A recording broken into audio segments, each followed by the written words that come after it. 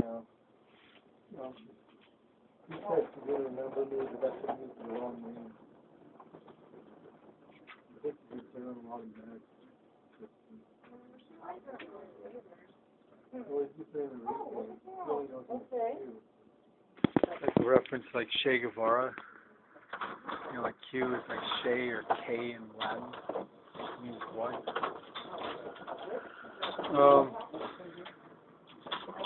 Yeah. Hey, I'm gonna move out of there, you know. I didn't even bother with that. I just started calling other buildings. I'm not even gonna resign with mental health corps. I have a job. So I'm just gonna. Yeah, but in order to keep your voucher, Oh, Section 8. you have to give 30 days. I gave notice. I mean, I procured the paperwork for rescission of notice, and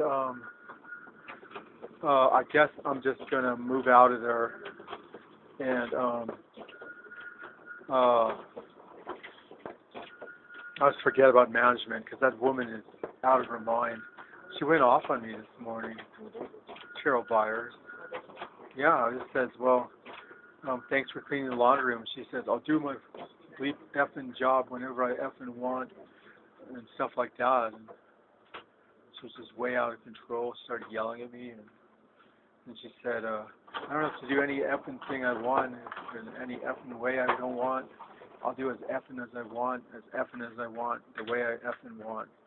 She said stuff like that, and I said, well, you really shouldn't use that kind of tone with with clients of the mental health corps.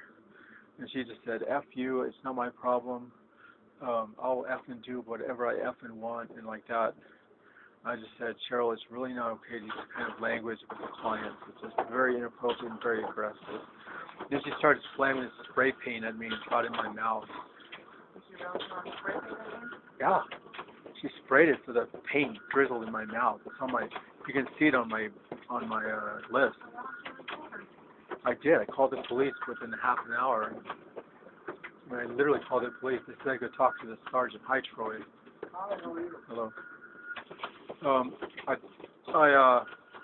called the police. They said I could talk to the sergeant and just to submit the ABIs. I mean, the woman has completely lost her mind.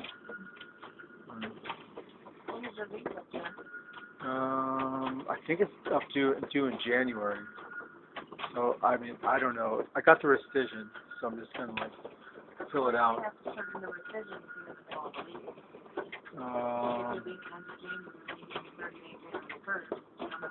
that's true.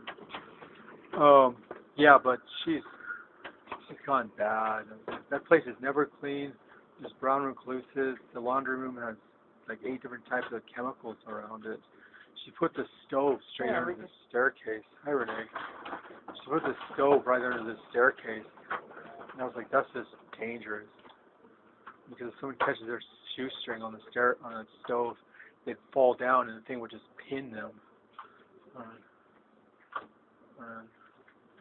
After that guy assaulted me last month, I just going to start reporting stuff to the DA and stuff, you know. Well, I already called the police on her several times. I mean, I just picked up the telephone and called them, you know, literally, and they said, well, it's not your problem. It sounds like she's breaking the law, and we'll assign you a case reporter and send a car out if you want. And we'll compile your case, submit the information and paperwork, and we'll report it to the sergeant. And I was like, well, is that, what's his name, the real famous guy, Gerald Whitman. You know him? Have you heard of him? Yeah, he's the chief of Denver police. And I was just like, well, that's good, because that's what I need. And they said, no, we'll give you a sergeant, one of those, in the drug unit, because there's people that are using drugs. I have them on AVI confessing to it, too. They solicited from me. Cheryl didn't know what the word solicitation meant. I just dropped out. I just went straight to the phone book and looked up lawyers. I mean, I started looking up lawyers, like, you know, first I studied their role as, there's a lot more criminal defense than there are prosecuting attorneys and stuff. But Yeah, I'm just going to start reporting them. I mean, I already did to the police, but I'm just going to hire an attorney. 'Cause my paychecks are a lot of money. I'm just going to I'm going to press charges against her. Is it worth it? Yeah. Would you rather just get out of there and done with it? That's what Allison says. She's like, just walk away. And I was like, well, the guy pulled a flashlight on me. And, I mean, like a heavy flashlight, a 2D flashlight that's like a foot long, metal black. I have witnesses too, and it's on AVI. And the police took his deposition that night anyway. I mean, and so I'm just going to report him full up. Oh, that was dumb. I mean, the guy's like, some of those people are crooked. You know, like that guy Louis Hampers from Denver Children's. Someone I knew from high school went to school with him at Penn State or University of Philadelphia.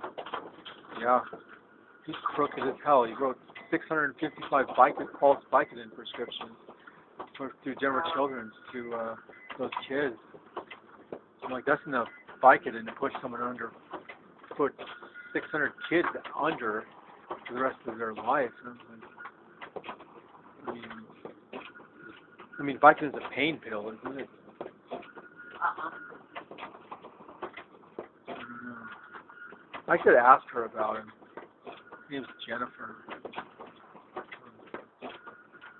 And say, hey, do you know?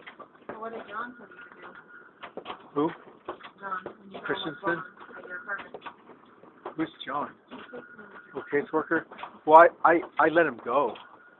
I mean, I told Kara I wanted a new caseworker because he kept criticizing me because I called the police on the lady molesting me.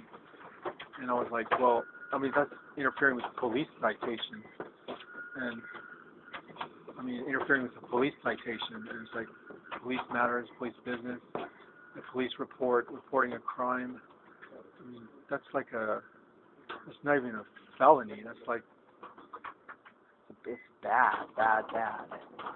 So, that's what's going to happen. I fired all of them. They already got rid of Hosier for me. I mean, because I didn't like her. Oh, is the doctor for you? Yeah. They got me Meniner instead. Do you have any schizophrenia? Okay. Hello. How you doing? Hello.